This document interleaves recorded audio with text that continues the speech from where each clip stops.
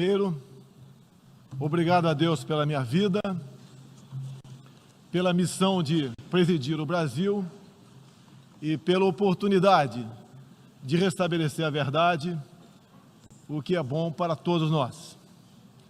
Senhor Presidente da Assembleia Geral, Tirani Mohamed Bandi, Senhor Secretário-Geral da ONU, Antônio Guterres, chefes de Estado, de governo e de delegação, senhoras e senhores, apresento aos senhores um novo Brasil que ressurge depois de estar à beira do socialismo. Um Brasil que está sendo reconstruído a partir dos anseios e dos ideais de seu povo. No meu governo, o Brasil vem trabalhando para reconquistar a confiança do mundo, diminuindo o desemprego, a violência e o risco para os negócios, por meio da desburocratização, da desregulamentação e, em especial, pelo exemplo. Meu país esteve muito próximo do socialismo, o que nos colocou numa situação de corrupção generalizada, grave recessão econômica, altas taxas de criminalidade e de ataques ininterruptos aos valores familiares e religiosos que formam nossas tradições. Em 2013, um acordo entre o governo petista e a ditadura cubana trouxe ao Brasil 10 mil médicos sem nenhuma comprovação profissional. Foram impedidos de trazer cônjuges e filhos. Tiveram 75% de seus salários confiscados pelo regime e foram impedidos de usufruir de direitos fundamentais como o de ir e vir. Um verdadeiro trabalho escravo, acreditem. Respaldado por entidades de direitos humanos do Brasil e da ONU. Antes mesmo de eu assumir o governo, quase 90% deles deixaram o Brasil, por ação unilateral do regime cubano. Os que decidiram ficar se submeterão à qualificação médica para exercer sua profissão. Deste modo, nosso país deixou de contribuir com a ditadura cubana, não mais enviando para Havana 300 milhões de dólares todos os anos. A história nos mostra que já nos anos 60, agentes cubanos foram enviados a diversos países para colaborar com a implementação de ditaduras. Há poucas décadas, tentaram mudar o regime brasileiro e de outros países da América Latina. Foram derrotados. Civis e militares brasileiros foram mortos e outros tantos tiveram suas reputações destruídas, mas vencemos aquela guerra e resguardamos nossa liberdade. Na Venezuela, esses agentes do regime cubano, levados por Hugo Chávez, também chegaram e hoje são aproximadamente 60 mil que controlam e interferem em todas as áreas da sociedade local, principalmente na inteligência e na defesa. A Venezuela, outrora um país pujante e democrático, hoje experimenta a crueldade do socialismo. O socialismo está dando certo na Venezuela. Todos estão pobres e sem liberdade. O Brasil também sente os impactos da ditadura venezuelana. Dos mais de 4 milhões que fugiram do país, uma parte migrou para o Brasil, fugindo da fome e da violência. Temos feito a nossa parte para ajudá-los, através da Operação Acolhida, realizada pelo Exército Brasileiro e elogiada mundialmente. Trabalhamos com outros países, entre eles os Estados Unidos, para que a democracia seja restabelecida na Venezuela, mas também nos empenhamos duramente para que outros países da América do Sul não experimentem esse nefasto regime. O Foro de São Paulo, organização criminosa, criada em 90 por Fidel Castro, Lula e Chávez, para difundir e implementar o socialismo na América Latina, ainda continua vivo e tem que ser combatido. Senhoras e senhores, em busca de prosperidade, estamos adotando políticas que nos aproximem de países outros que se desenvolveram e consolidaram suas democracias. Não pode haver liberdade política sem que haja também liberdade econômica. E vice-versa.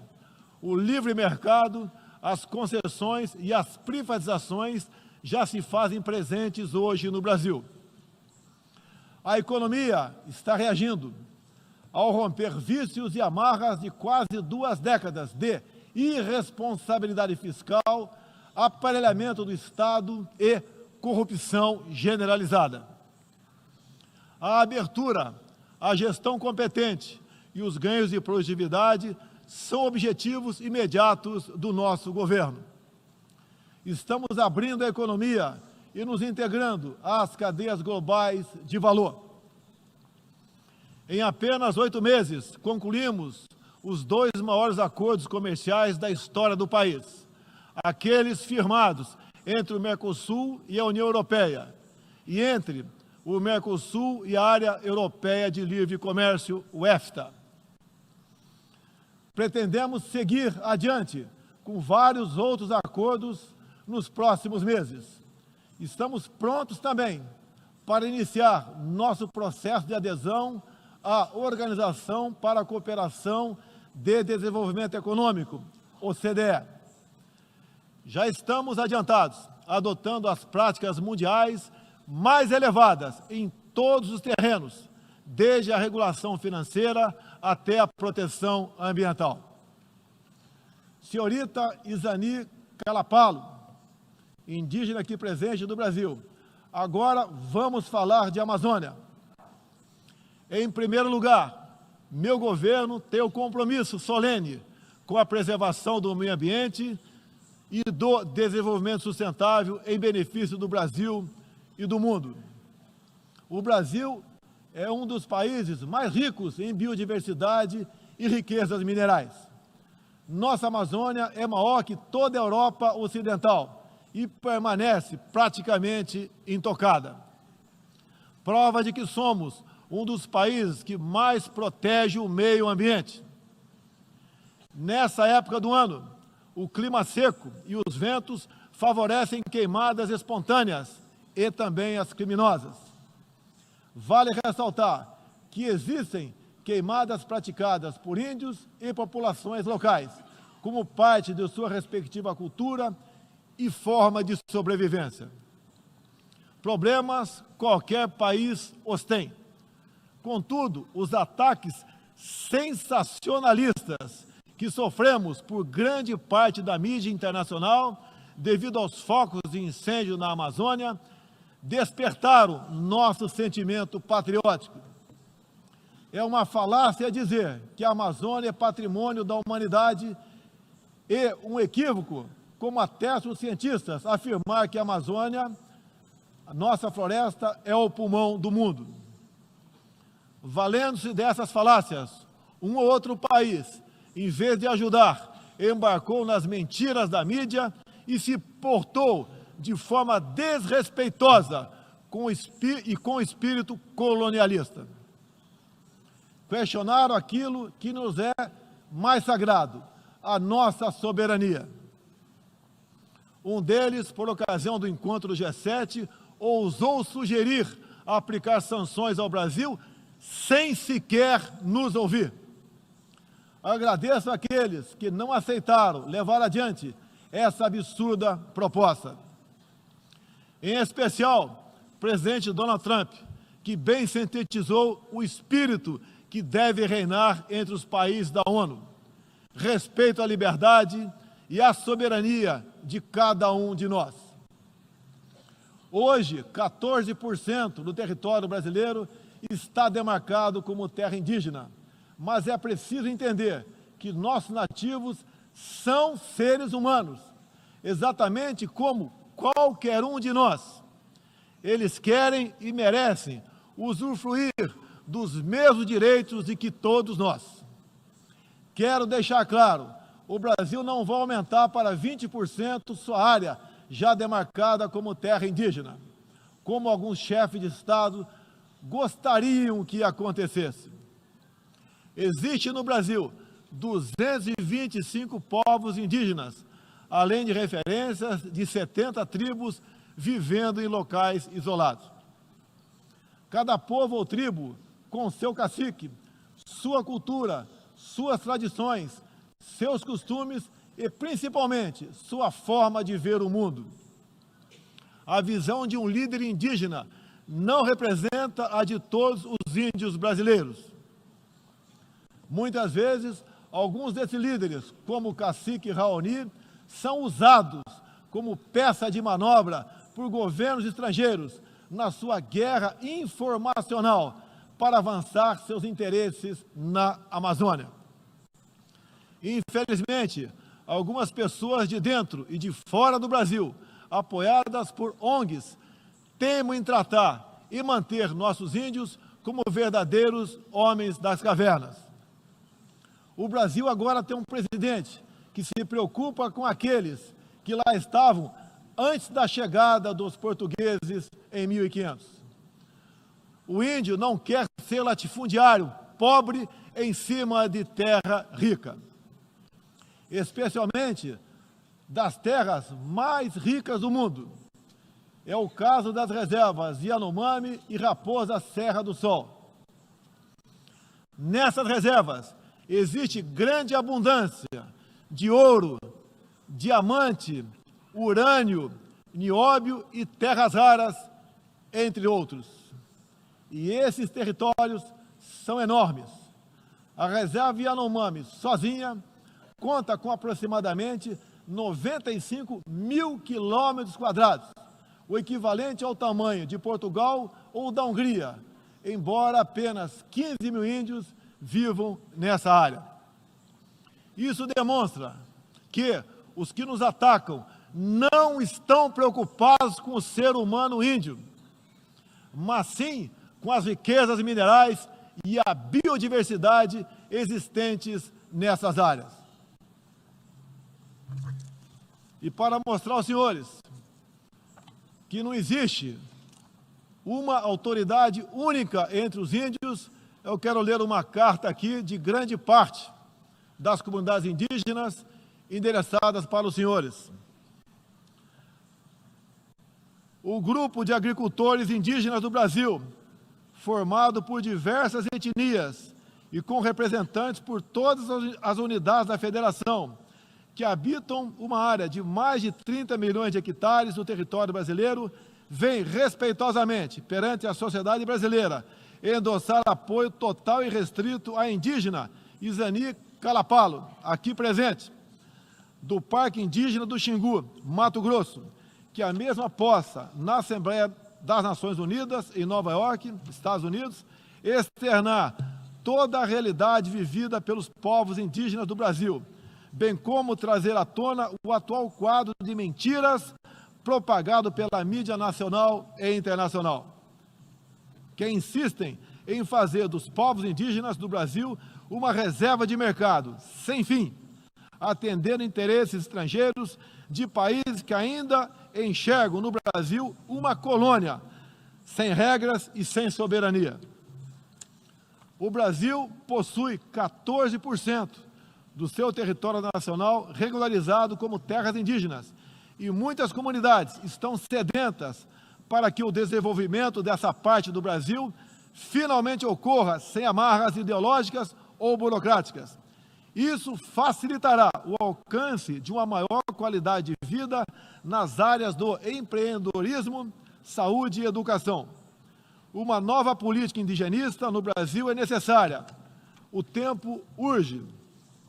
Medidas arrojadas podem e devem ser incentivadas na busca pela autonomia econômica dos indígenas.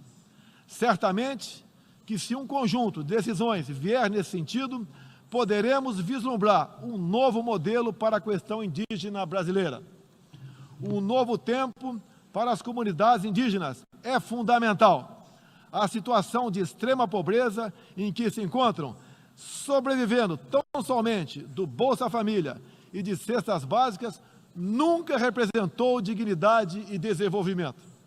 O ambientalismo radical e o indigenismo ultrapassado e fora de sintonia com o que querem os povos indígenas representam o atraso, a marginalização e a completa ausência de cidadania.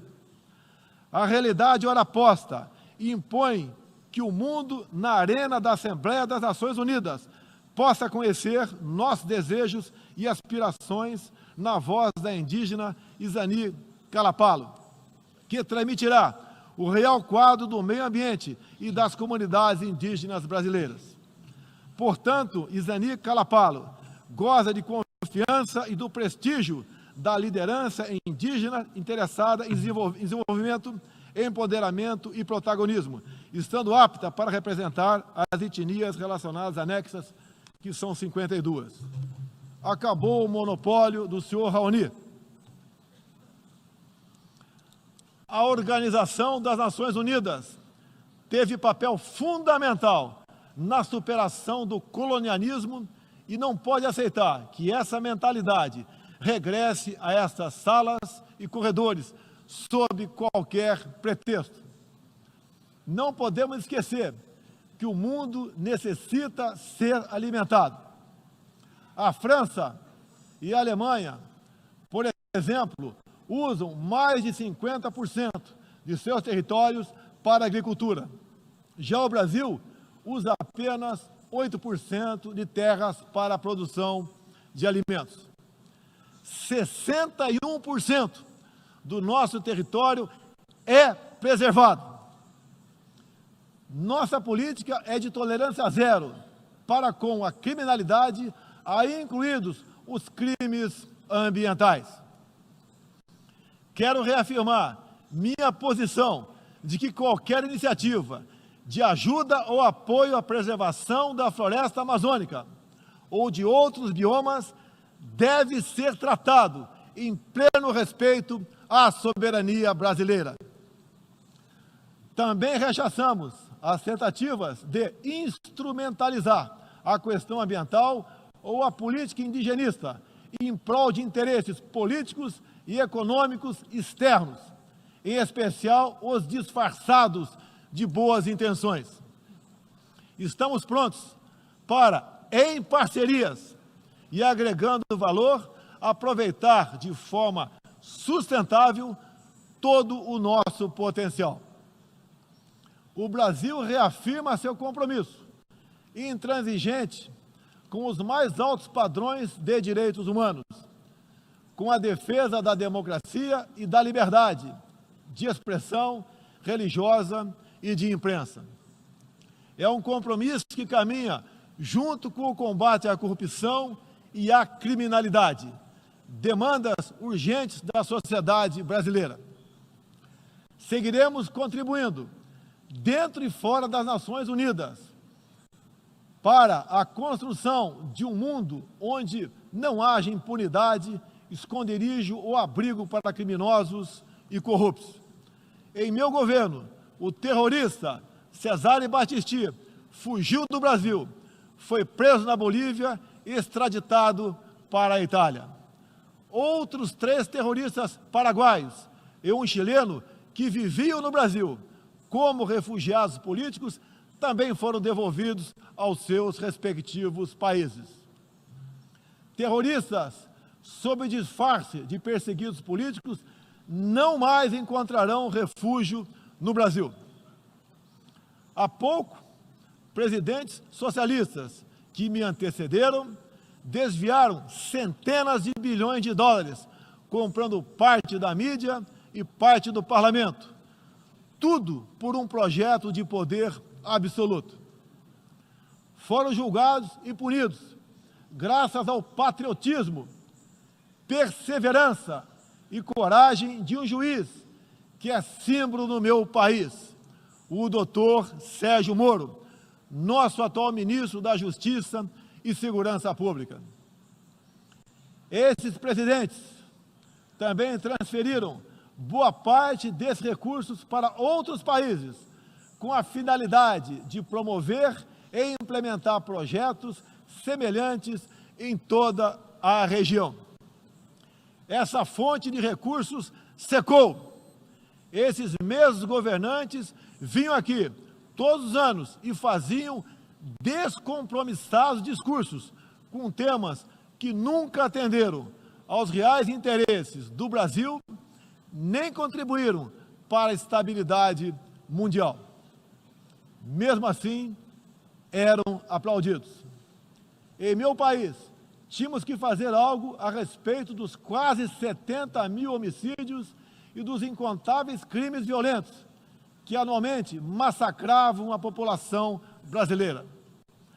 A vida é o mais básico dos direitos humanos. Nossos policiais militares eram o alvo preferencial do crime. Só em 2017, cerca de 400 policiais militares foram cruelmente assassinados. Isso está mudando. Medidas foram tomadas e conseguimos reduzir em mais de 20% o número de homicídios nos 6 primeiros meses do meu governo. As apreensões de cocaína e outras drogas atingiram níveis recorde. Hoje o Brasil está mais seguro e ainda mais hospitaleiro. Acabamos de estender a isenção de vistos para países como Estados Unidos, Japão, Austrália e Canadá. E estamos estudando adotar medidas similares para a China e Índia, entre outros. Com mais segurança e com essas facilidades, queremos que todos possam conhecer o Brasil, em especial a nossa Amazônia, com toda a sua vastidão e beleza natural. Ela não está sendo devastada e nem consumida pelo fogo, como diz mentirosamente a mídia. Cada um de vocês pode comprovar o que estou falando agora. Não deixe de conhecer o Brasil. Ele é muito diferente daquele estampado em muitos jornais e televisões. A perseguição religiosa é um flagelo que devemos combater de forma incansável. Nos últimos anos, testemunhamos em diferentes regiões ataques covardes que vitimaram fiéis congregados em igrejas, sinagogas e mesquitas. O Brasil condena energicamente todos esses atos e está pronto a colaborar com outros países para a proteção daqueles que se veem oprimidos por causa de sua fé. Preocupam o povo brasileiro, em particular, a crescente perseguição, a discriminação e a violência contra missionários e minorias religiosas em diferentes regiões do mundo. Por isso, apoiamos a criação do Dia Internacional em memória das vítimas de atos de violência baseados em religião ou crença. Nessa data, recordaremos anualmente aqueles que sofrem as consequências nefastas da perseguição religiosa. É inadmissível que, em pleno século XXI, com tantos instrumentos, tratados e organismos com a finalidade de resguardar direitos de todo tipo e de toda sorte, ainda haja milhões de cristãos e pessoas de outras religiões que perdem sua vida ou sua liberdade em razão de sua fé.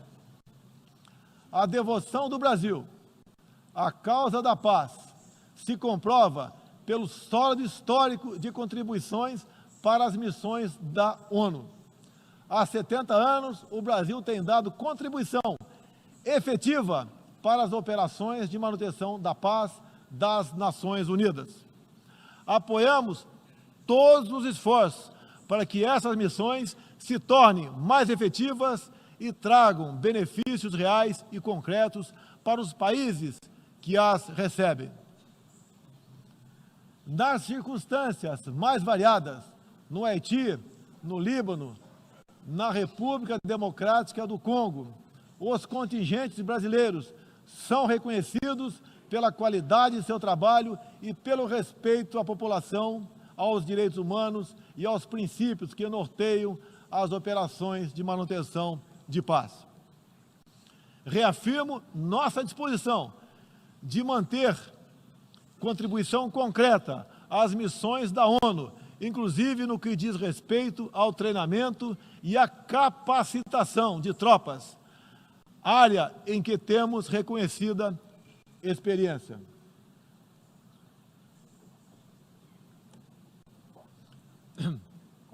Ao longo deste ano, estabelecemos uma ampla agenda internacional com o intuito de resgatar o papel do Brasil no cenário mundial e retomar as relações com importantes parceiros. Em janeiro, estivemos em Davos, onde apresentamos nosso ambicioso programa de reformas para investidores de todo o mundo.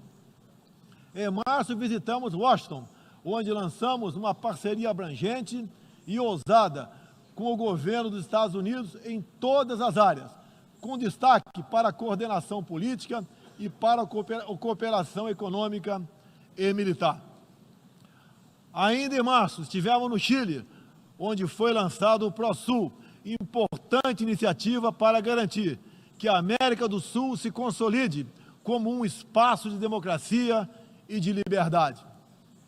Na sequência, visitamos Israel, onde identificamos inúmeras oportunidades de cooperação, em especial na área de tecnologia e segurança. Agradeço a Israel o apoio no combate aos recentes desastres ocorridos em meu país.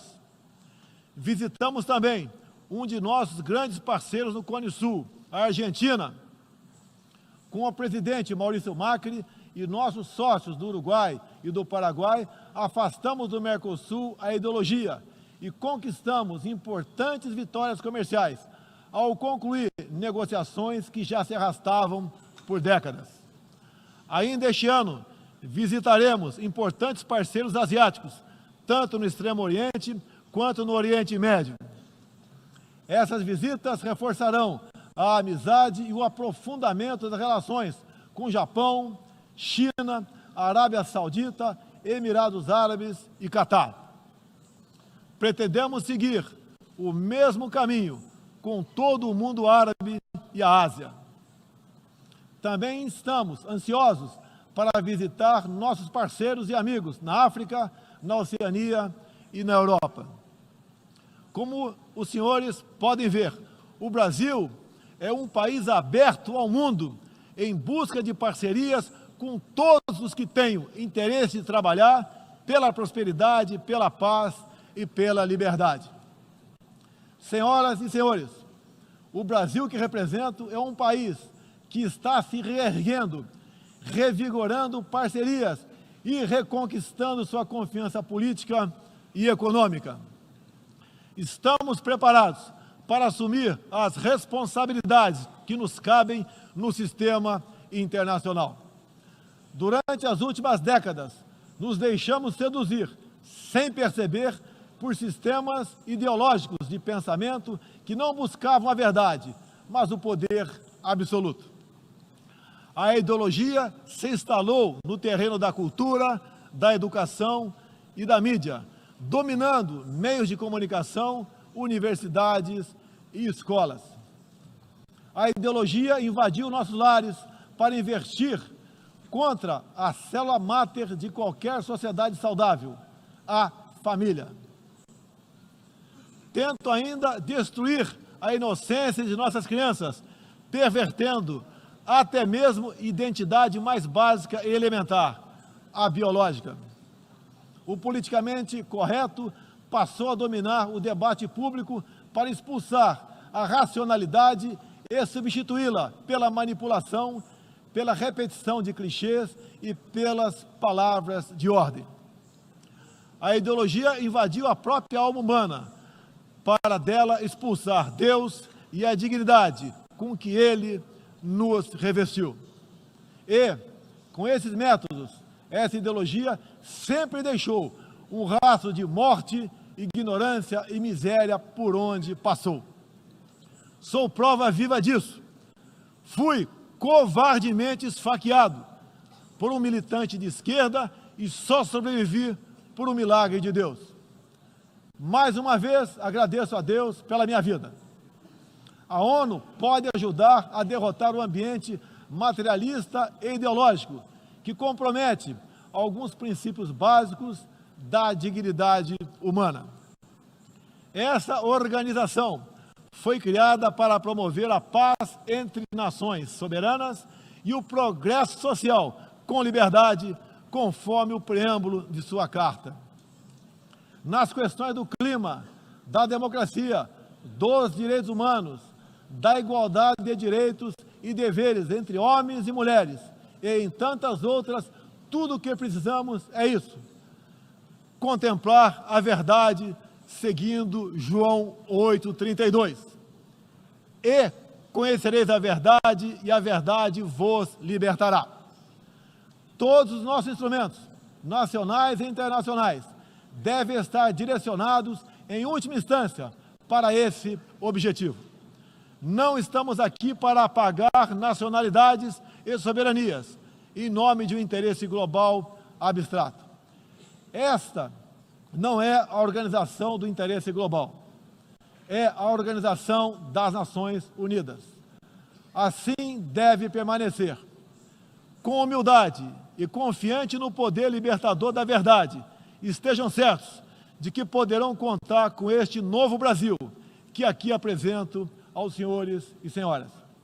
Agradeço a todos pela graça e pela glória de Deus. Meu muito obrigado.